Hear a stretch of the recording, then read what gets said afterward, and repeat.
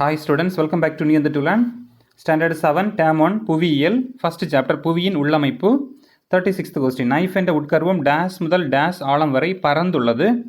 Answer first one, 5150 to 6370 km. First one correct answer.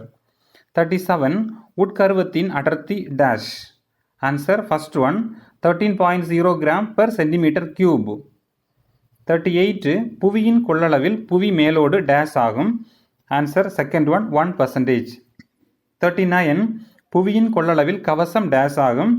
Answer third one 84%. 40th question புவியின் கொள்ளளவில் புவி கர்வம் dash ஆகும். Answer fourth one 15%. 41 புவியின் ஆரம் டேஷ் ஆகும். Answer third one 6371 kilometre. 42 பாறை கோளத்தில் ஏற்படும் உடைப்பு டேஸை உருவாக்குகிறது. ஆன்சர் செகண்ட் ஒன் புவித்தட்டுகள். 43 நிலத்தட்டுகளின் நகர்வுகளே டேஸ் நகர்வுகள் ஆகும். Answer first one கண்டத்தட்டு. 44 அடர்த்தி வேறுபடுவதால் இரண்டு தட்டுகள் மோதிக்கொள்ளும் போது டேஸ் உருவாகின்றன. ஆன்சர் ஃபோர்த் ஒன் கடல் அகழிகள்.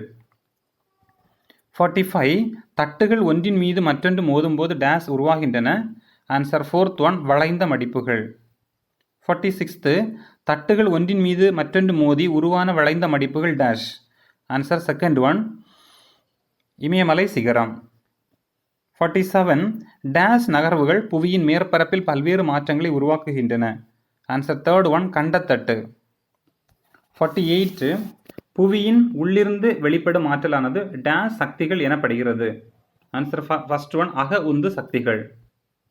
49 புவியின் வெளிப்புறத்தில் இருந்து இயங்கும் சக்திகள் டேஷ் என்று அழைக்கப்படுகிறது.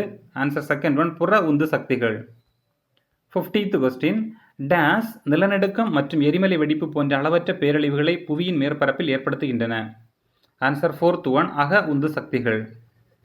51 புவி மேலோட்டிற்கும் கவச மேலடுக்கிற்கும் இடையே உள்ள பகுதி டேஷ். ஆன்சர் தேர்ட் ஒன் மென் பாறை கோளம். 52 புவியின் மேலோட்டின் ஒரு பகுதியில் ஏற்படும் திடீர் நகர்வானது நிலத்தை அதிர வைக்கும் நடுக்கத்தையும் ஏற்படுத்துவதே டேஷ் என்கிறோம். ஆன்சர் ஃபோர்த் ஒன் நிலநடுக்கம். 53 எந்த ஒரு இடத்தில் நிலநடுக்கத்தை ஏற்படுத்துகின்றனவோ அதனையே டேஷ் என்கிறோம். ஆன்சர் தேர்ட் ஒன் நிலநடுக்க மையம். 54 மையத்திற்கு மேல் புவியோட்டு பகுதியில் அமைந்திருக்கும் புள்ளி டேஷ் என அழைக்கப்படுகிறது. ஆன்சர் ஃபர்ஸ்ட் ஒன் நிலநடுக்க மேல் மைய புள்ளி. 55 புவி அதிர்வு அலைகளை பதிவு செய்யும் கருவியை டேஷ் என குறிப்பிடுகின்றனர். ஆன்சர் ஃபோர்த் ஒன் நில அதிர்வுமானி. 56 நிலநடுக்கத்தின் ஆற்றல் சரிவின் அளவினை டேஷ் மூலம் அளக்கலாம். ஆன்சர் ஃபர்ஸ்ட் ஒன் ரிக்டர் அளவுகோல். 57 ரிக்டர் அளவை டேஷ் முதல் டேஷ் வரை உள்ளது. Answer second one 0,9 0 to 9. 58 புவியின் அதிர்வானது புவி மேற்பரப்பில் டேஷ் பரவ செய்கிறது. ஆன்சர் தேர்ட் ஒன் அலைகள். 59 டேஷ் ஆல் புவியின் மேலோட்டில் பிளவு ஏற்படுகிறது. ஆன்சர் செகண்ட் ஒன் புவி அதிர்வு. 60th நிலநடுக்கத்தின் முக்கிய விளைவு டேஷ். ஆன்சர் ஃபோர்த் ஒன் கட்டடங்கள் இடிந்து விழுவது. 61 நில அதிர்வலைகள் டேஷ் வகைப்படும். ஆன்சர் 2 3 3 வகைப்படும். Second one correct answer. Then 62 கடலுக்கு அடியில் அல்லது கடற்கரை ஓரங்களில் ஏற்படும் நிலநடுக்கமானது டேஷை ஏற்படுத்துகின்றன. ஆன்சர் தேர்ட் ஒன் கடல் பேரலைகள். 63 கடல் பேரலைகளை டேஷ் என்ற ஜப்பானிய சொல் மூலம் குறிப்பிடுகின்றனர். Answer fourth one tsunami.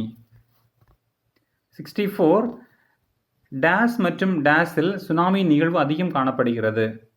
Answer second one ஜப்பானிய பசிபிக் கடலோர பகுதிகள். 65 சுனாமி என்பது டேஷ் சொல். ஆன்சர் ஜப்பானிய சொல். First one correct answer.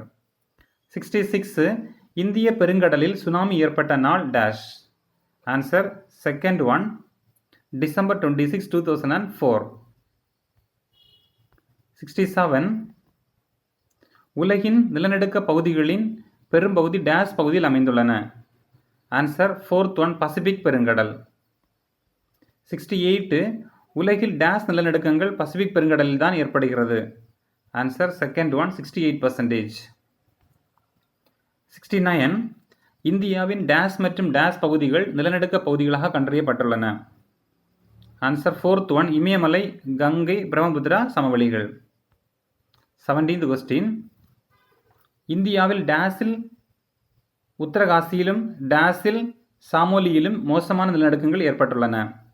Answer 17th first one 1991, 1999. So எல்லாம் மார்க் பண்ணிட்டோம், ஃபினிஷ் கொடுத்துக்கலாம்.